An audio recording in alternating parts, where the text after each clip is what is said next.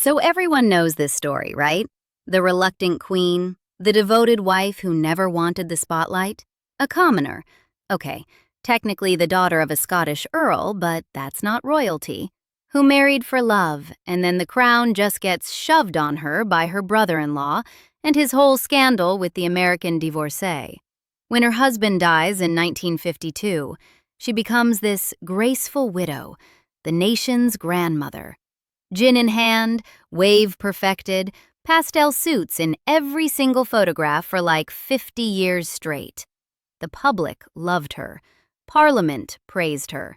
And when she finally dies, March 30th, 2002, age 101, all these tributes pour in celebrating this woman who never expected to be queen.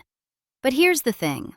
If she really never wanted any of it, if the throne was such a burden, if royal life was this thing forced onto her, then why does she spend the next 5 decades just holding on to every ounce of power, privilege, influence, not letting go of anything? She doesn't retreat into quiet widowhood.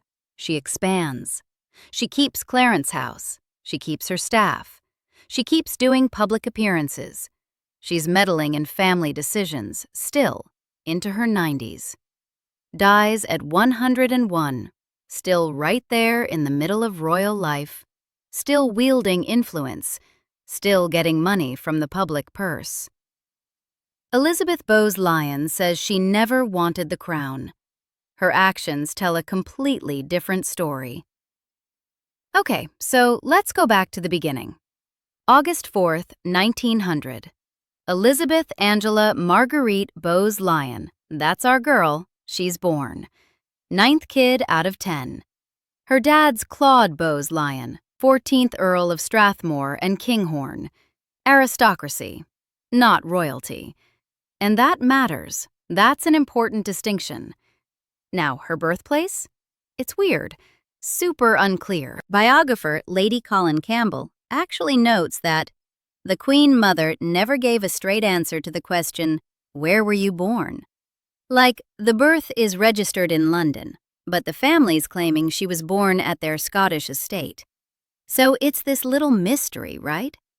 Or maybe, and I might be reading into this, maybe it's the first sign of someone who understands that controlling your narrative means you control which facts people hear about and which ones stay fuzzy. In the early 1920s, Prince Albert starts pursuing her. Duke of York, right? Second son of King George V. This guy's got a severe stammer. He never expected to be king. But he's determined to have her. And here's the crazy part. According to multiple biographers, she rejects him, at least twice, turns him down flat, before finally saying yes in 1923. And the reasons? They vary. But some sources say she didn't want to give up her freedom for the royal thing, the constraints. Keep that in mind. She didn't want the constraints.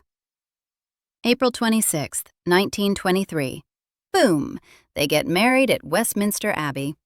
Elizabeth becomes Her Royal Highness the Duchess of York. And at this point, becoming queen? That's not even on the table. Albert's older brother, Edward, he's the heir to the throne. Everyone just assumes Edward's gonna marry, have kids, rule for decades. That's how it's supposed to work. She has Princess Elizabeth on April 21st, 1926. Then Princess Margaret comes along in 1930. So the Yorks, they're the spare family, not the heirs. Elizabeth could have just lived her whole life as this respected duchess, raising her kids, supporting her husband, staying that one step away from the throne's crazy spotlight. Then Edward ruins everything. Or saves everything. Depends on how you want to look at it. So throughout 1936, King Edward VIII is in this relationship with Wallis Simpson. She's American and here's the thing. Her second divorce isn't even finalized yet. This creates this massive constitutional crisis. The Church of England, and remember the monarch is the supreme governor of the church, they don't recognize divorce. And Prime Minister Stanley Baldwin literally tells Edward that the marriage would be unacceptable. The government won't accept it. The dominions won't accept it. Edward makes his choice. December 10th, 1936.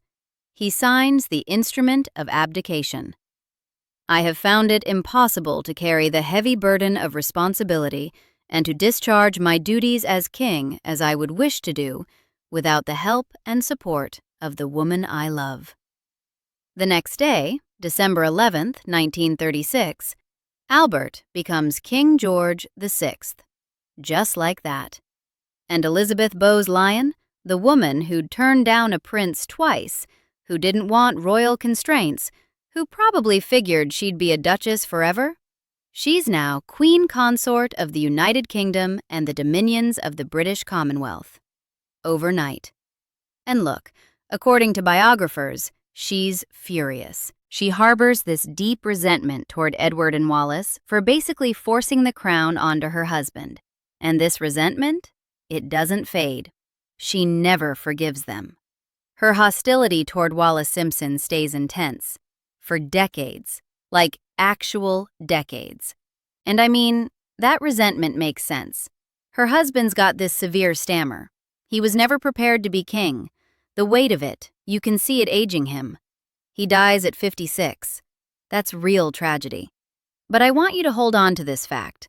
The abdication that makes Elizabeth queen happens because the king is determined to marry a divorced woman.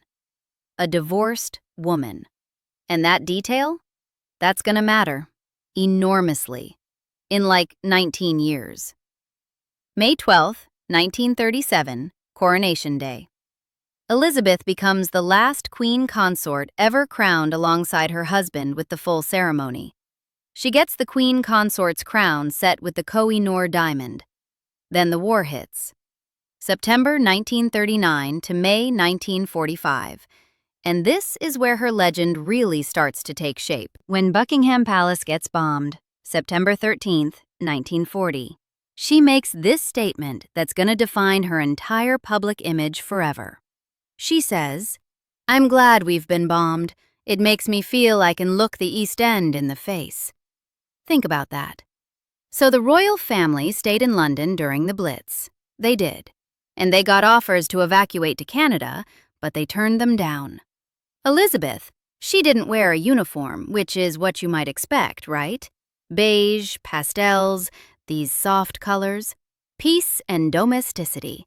All very deliberate, carefully constructed. That's the phrase that matters. Carefully constructed. And yeah, the war made her into this symbol of British resilience. Everyone agrees on that. She played the part brilliantly, no question. But here's the thing.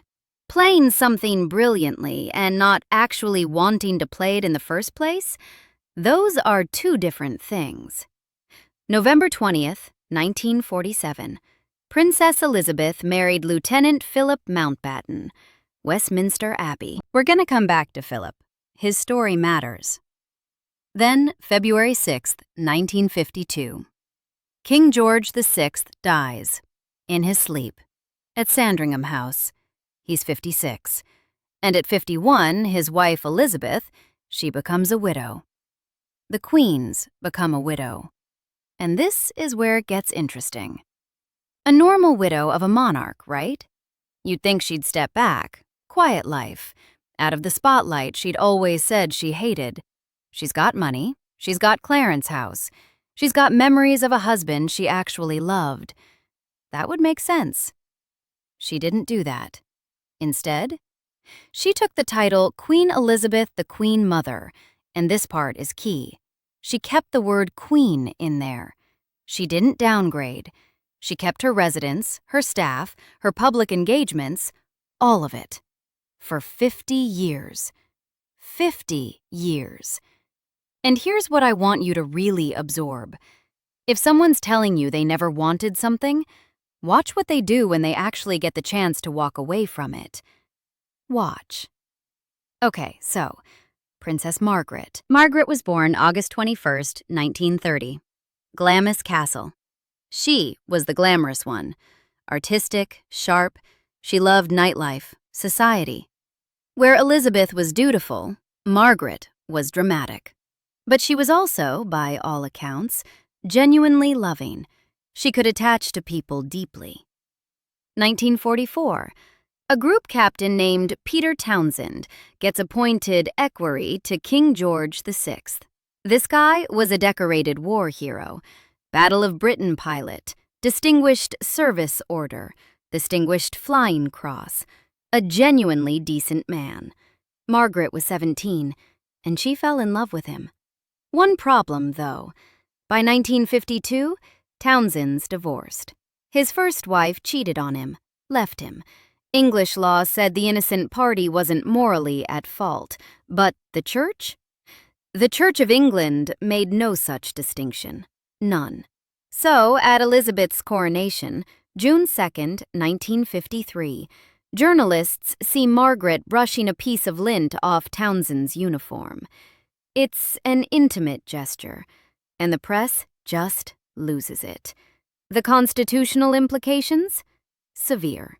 Margaret's third in line. The Royal Marriages Act of 1772 says the sovereign has to consent for descendants of George II to marry. Margaret's 22. She's under 25, which is the threshold where she might theoretically act on her own. But the church's position is rigid. They don't remarry divorced people. Full stop, now. And this is what other videos miss completely, and what the comment sections keep pointing out. The Church of England exists because a king wanted a divorce. 1534. The Act of Supremacy. Henry VIII becomes supreme head of the Church of England. He breaks from Rome. Why? Because the Pope won't annul his marriage to Catherine of Aragon, so he can marry Anne Boleyn. That's it. That's the origin story.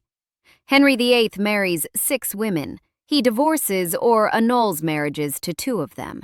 He executes 2 others.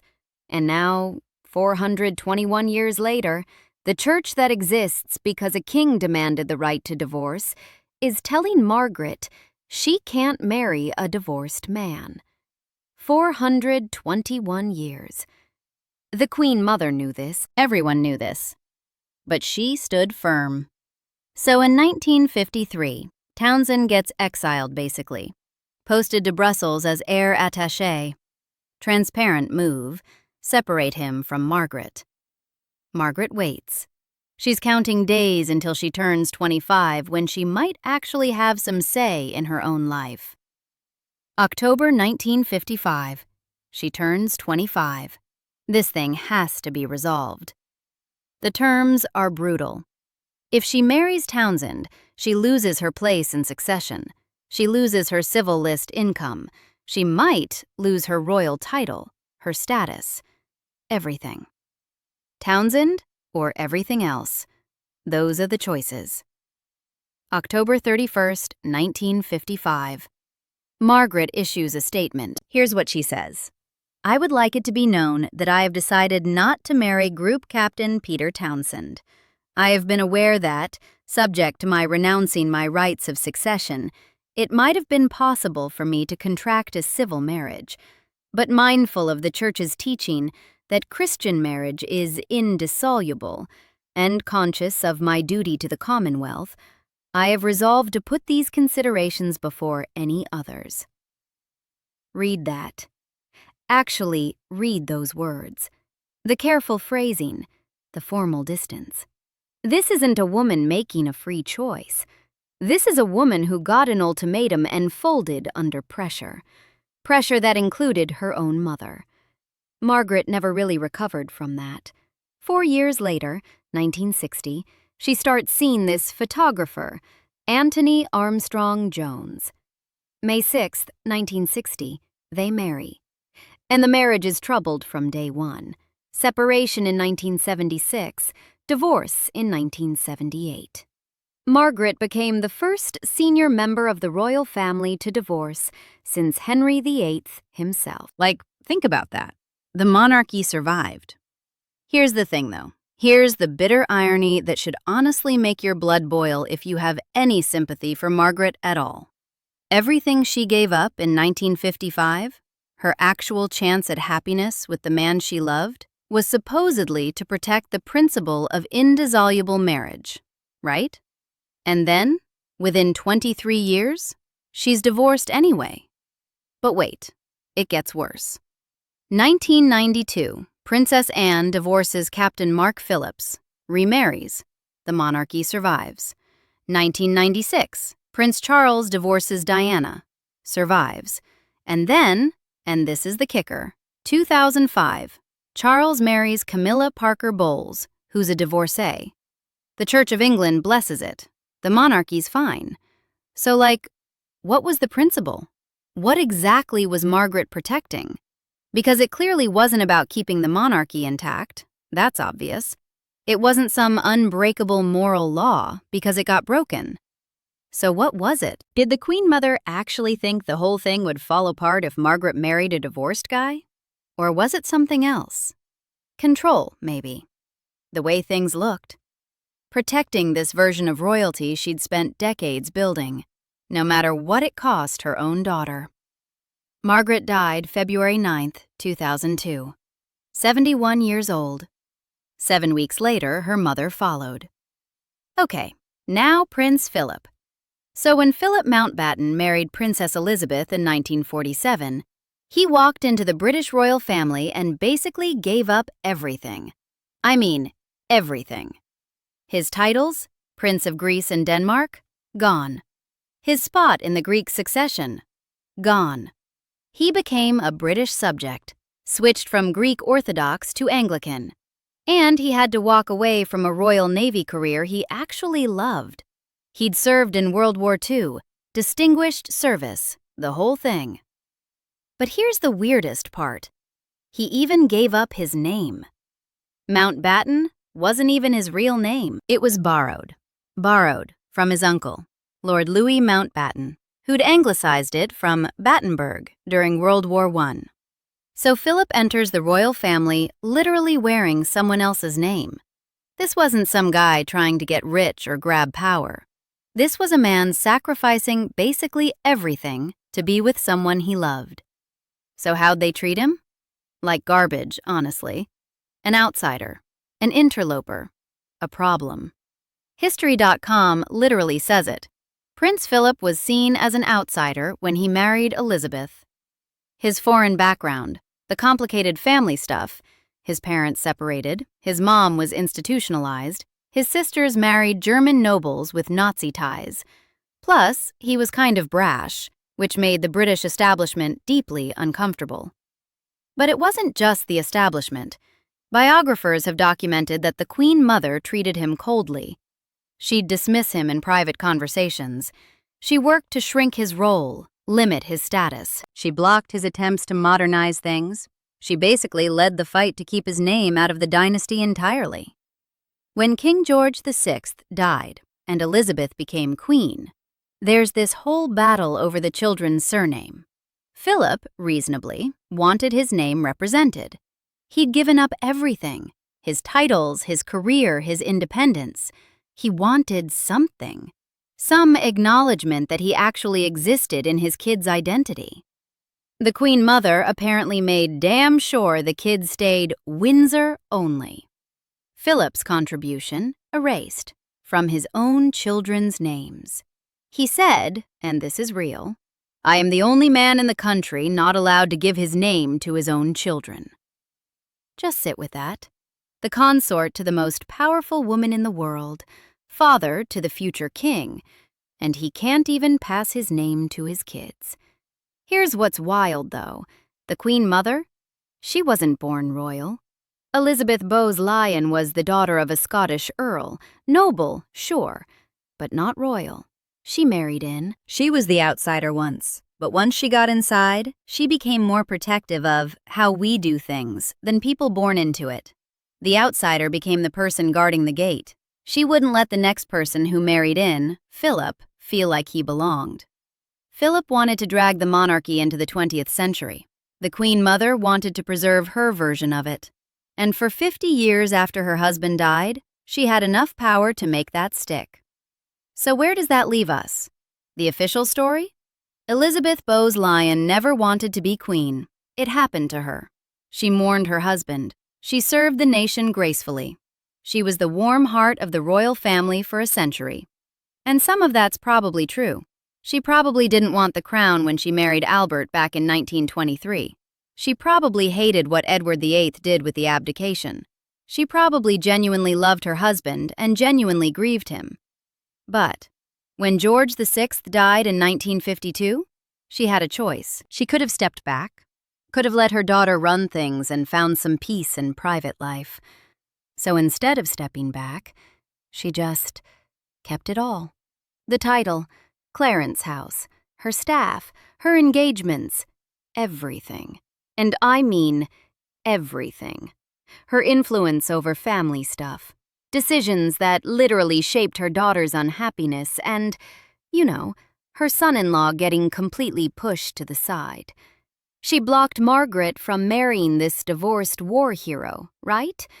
While literally running an institution that was basically created so a king could get divorced. Think about that for a second.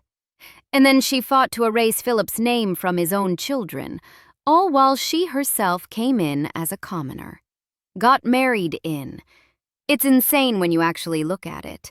She made it to 101, still in the middle of everything, still in control. And here's what gets me. For someone who didn't want the crown, she absolutely didn't want to give it up.